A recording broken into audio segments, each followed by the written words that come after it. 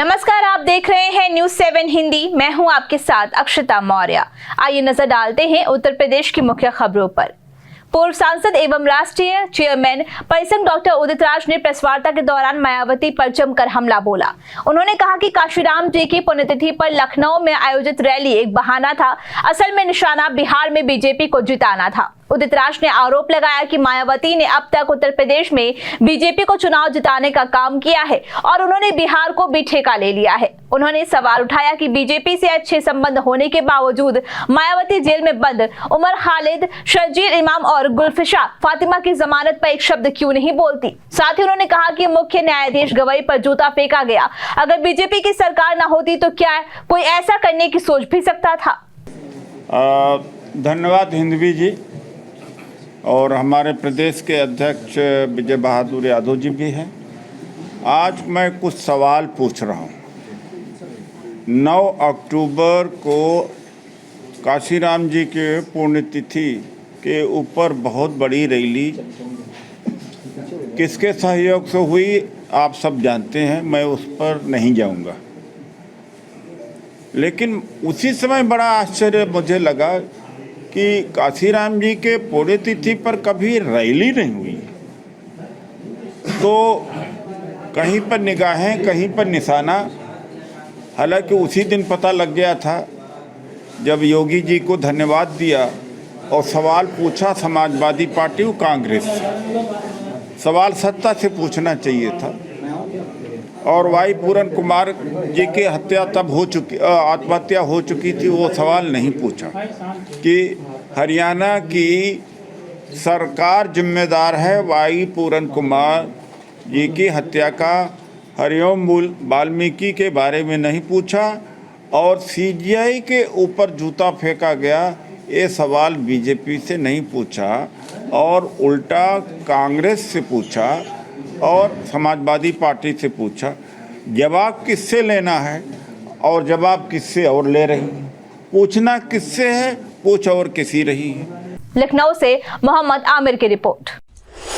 नगर निगम मुरादाबाद ने अवैध पार्किंग संचालन पर बड़ी कार्रवाई करते हुए बिना अनुमति चल रही पार्किंग को सील कर दिया और दर्जनों ट्रकों की चाबियां जब्त कर ली। मुख्यमंत्री को संबोधित शिकायत के आधार पर संपत्ति विभाग और प्रवर्तन दल की संयुक्त टीम ने नगर आयुक्त दिव्यांशु पटेल आईएएस के निर्देश पर कार्रवाई की। जांच में पाया गया कि ग्राम मनाचेर स्थित भूमि पर बिना अनुमति ट्रकों की पार्किंग कराई जा रही थी और रसीदों के माध्यम से अवैध वसूली की जा रही थी। मौके से 56 ट्रक मिले, जिनमें से 36 की चाबियां जब्त कर ली गई। संचालक मोहम्मद मुशर्रफ और शहनवाज वैध अनुमति पत्र नहीं दिखा सके। नगर निगम ने नियमावली 2025 के तहत प्राथमिकी दर्ज करते हुए चेतावनी दी कि भविष्य में ऐसी गतिविधियों पर सख्त कानूनी कार्रवाई की जाएगी। नगर आयुक्त ने स्पष्ट कहा है कि अवैध पार्किंग या वसूली को किसी भी हालत में बर्दाश्त नहीं किया जाएगा। मुरादाबाद से मोहम्मद अरशद की रिपोर्ट।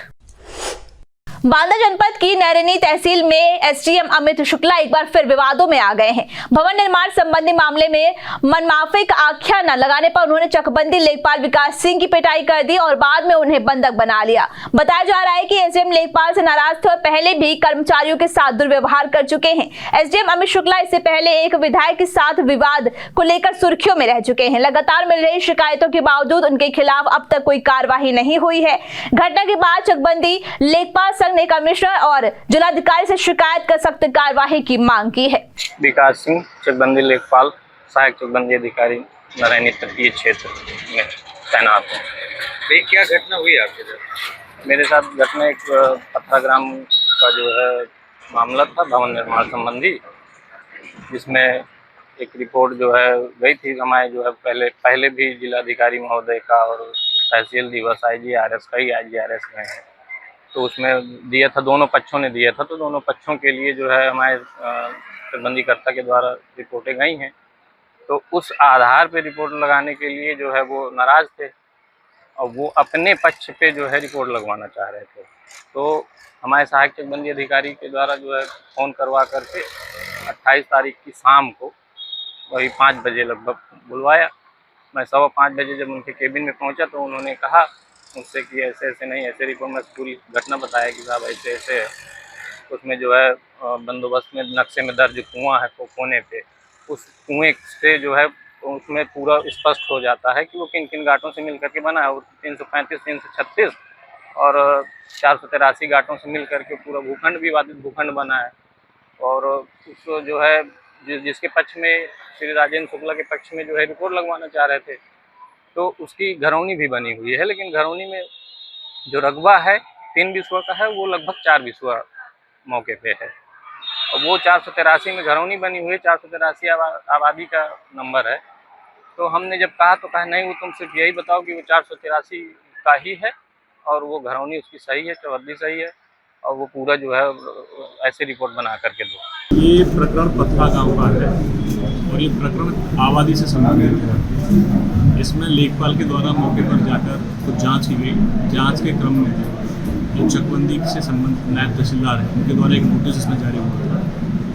उसमें जब फर्दर जांच की गई उनके द्वारा, तो पाया गया कि चूँकि मामला प्रकरण आबादी का है और आबादी में चकबंदी लेखपाल को इस तरह की कार्रवाई नहीं करनी चाहिए, उनके द्वारा फिलहाल वो नोटिस वापस ले लिया गया है। जो आरोप वगैरह लगाए गए हैं उसके संबंध में चकबंदी अधिकारी और एसओसी के द्वारा इसमें विस्तृत जांच की जा रही है कि लेखपाल के द्वारा आबादी में प्रकट होते हुए भी वहाँ पर क्यों जाकर इस तरह की कार्रवाई नोटिस जारी किया गया। इसकी जांच के उपरांत ही इस पर कार्रवाई की स्थिति बनेगी। लेखपाल का कहना है कि एसडीएम ने उनको कमरे में बंद करके मारा है, धमकी दी है कि तुम्हारे जूते मारूंगा, सिर के बाल चले जाएंगे। इस तरह का उसने क्यों कहा है और ये क्या प्रकरण है, इसकी विस्तृत जांच एसओसी की द्वारा की जा रही है। जांच के उपरांत ही इसमें, जांच के बाद इसका विस्तृत करने। बांदा से अरबाज खान की रिपोर्ट।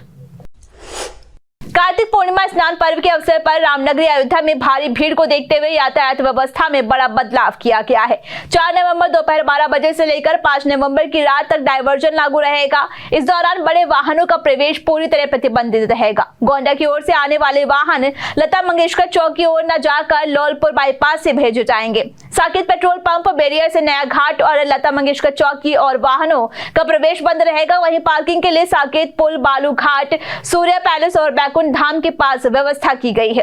हनुमान गुफा चौराहे से नया घाट, रामघाट चौराहा से रामपथ और तपस्वी छावनी से रामपथ की ओर वाहनों का प्रवेश प्रतिबंधित रहेगा। वहीं टेढ़ी बाजार, चूड़ामणि चौराहा, गैस गोदाम और काशीराम कॉलोनी की ओर वाहनों का प्रवेश भी प्रतिबंधित रहेगा। साथ ही पुलिस प्रशासन ने श्रद्धालुओं से अपील की है कि यातायात नियमों का पालन करें और निर्धारित पार्किंग स्थलों का ही उपयोग करें।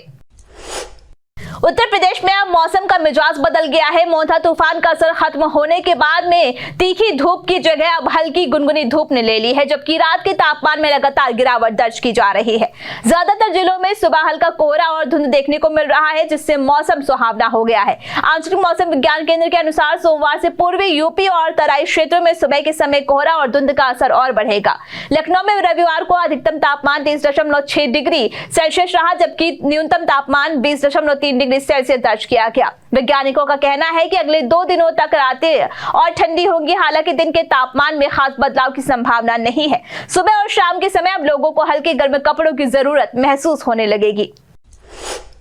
यातायात माह की शुरुआत के साथ ही सड़क पर उतरी बांदा पुलिस ने वाहनों की चेकिंग कर लोगों को जागरूक किया। सब इंस्पेक्टर बुद्धिसागर, इब्रार सिद्दीकी और जगदीश त्रिपाठी ने सक्रिय अभियान चलाते हुए वाहन चालकों के कागजात पूरे न होने पर लगभग 1 दर्जन चालान किए और हेलमेट पहनने सहित यातायात नियमों का पाठ पढ़ाया। एसपी के आदेशों का बखूबी पालन करते हुए खाकी ने मदनाका चौकी इलाके में अपनी सक्रियता दिखाई और नागरिकों को नियमों का पालन करने के प्रति सचेत किया है। बांदा से अरबाज खान की रिपोर्ट। उत्तर प्रदेश की मुख्य खबरों में फिलहाल इतना ही। बने रहिए न्यूज़ 7 हिंदी के साथ।